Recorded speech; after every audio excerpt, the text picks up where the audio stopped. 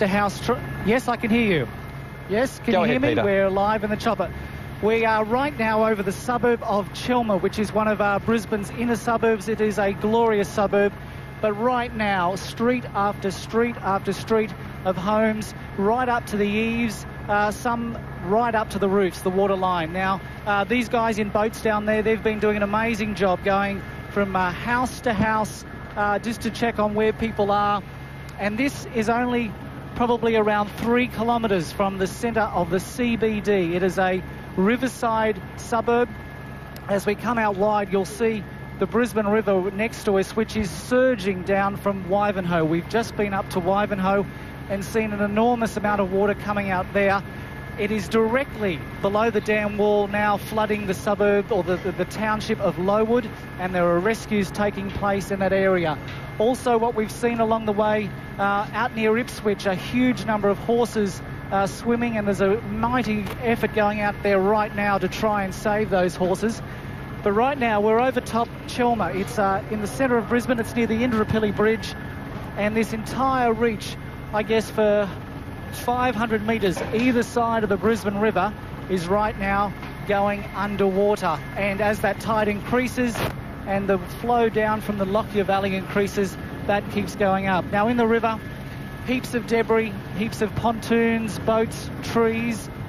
Right now we're looking at more of those residential streets around Chelmer and Graceville.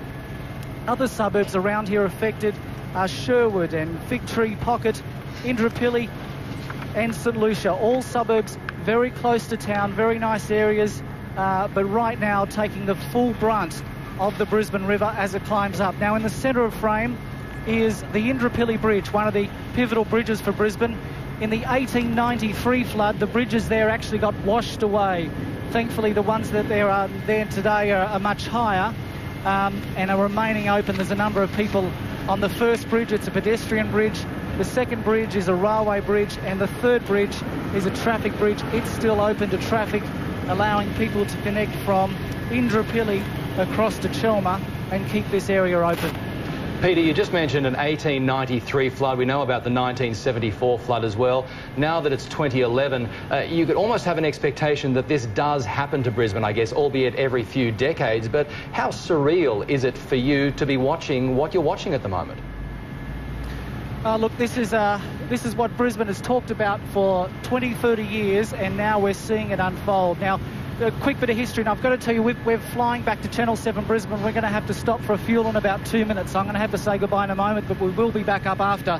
But in 1893, Brisbane got hit by a flood of this magnitude, and then 2 weeks later, they got hit by another flood again of the same magnitude. They had 2 of these type events a fortnight apart. Right now, what we're seeing is one of those massive floods, and let's hope we're not in for a repeat. I repeat, there's no sign of that happening, but I'm just saying you that's what happened in 1893. Guys, we're going to be on the ground in a moment of 20 seconds to get some more fuel. We'll be up later and we can show you some more pictures then. Thanks, Peter. Appreciate your time. And there is no better appreciation of what is going on there than those aerial pictures. And we look forward to seeing more of those when you do manage to get back into the air. Let's go back to Talitha Cummins now. Talitha, we've seen a lot of people power there, I guess, and that is part of the Queensland spirit. People just banding together. People now sandbagging doors left, right and centre. How urgent is that effort at the moment? Well, look, I spoke to the Lord Mayor last night, and he basically said to me, in some areas, it's past the point of sandbagging. There are other higher areas.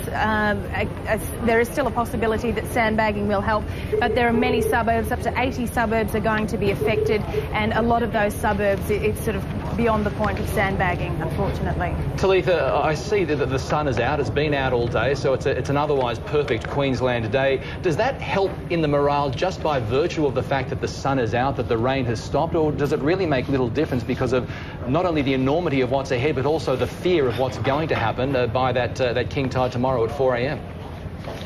That is the most deceiving thing about this. You know, it's been sun shining all day. It's a fine, hot, sunny Brisbane day. But what has happened in the upper reaches of our catchment has already been done, and there's no stopping the amount of water that is going to flow down the Brisbane River. It's no longer a weather flood, it's now a river flood, as the Weather Bureau said earlier. And Talitha, you might have been listening in. I was just speaking with Peter Doherty, talking about how surreal, presumably, it is for him to see that from the air. What about from the ground? What are your impressions of what you're looking at the moment? Look, we've read so much about the 1974 floods here in Brisbane and how much, they devastated 6,500 homes here. I never thought as a reporter I would see anything like this here in Brisbane.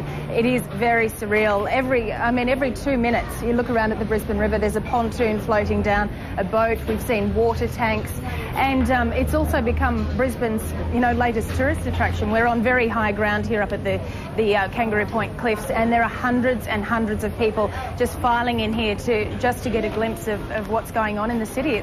It really is the talk of and the centre, the focal point of the town at the moment. And Talitha, just finally, we know that Anna Bligh, Julia Gillard, all the authorities have been just asking people to be orderly, to be calm, because that makes things obviously a lot easier for emergency services and evacuations.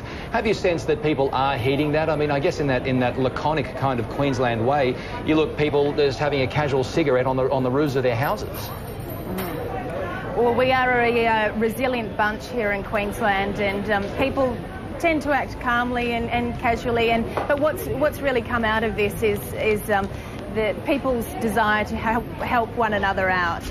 We saw some people evacuating their premises yesterday, and they said, "Oh, I don't even actually know this guy, but I'll help him out." And they moved all of the furniture out of the bottom floor of their house. So it's really great to see everyone stick together, and I guess out of disaster comes, a little bit of positivity. Indeed. Thanks so much, Talitha. Appreciate your time.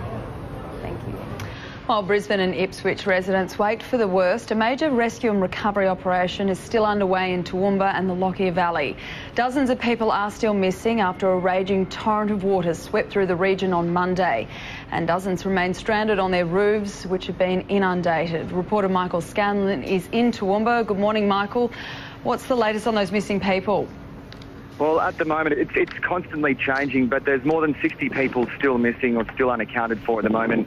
As you guys are well aware, there's 10 that have passed away in this terrible tragedy. We did speak to the Swift Water crew today that was going around Toowoomba at the peak of the floods that came through here.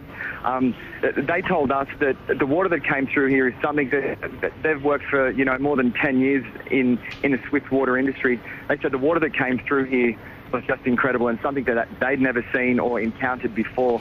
They also said that their boss that looks after and trains all these guys says that if they weren't on the ground, dozens more people would have passed away in these floods. He said that without failing, for sure, people would have passed away. Without them on the ground, that there would have been more deaths here. So having those guys on the ground, there has been tragedy. There has been 10 people that have passed away, 2 in Toowoomba, but it could have been so much worse.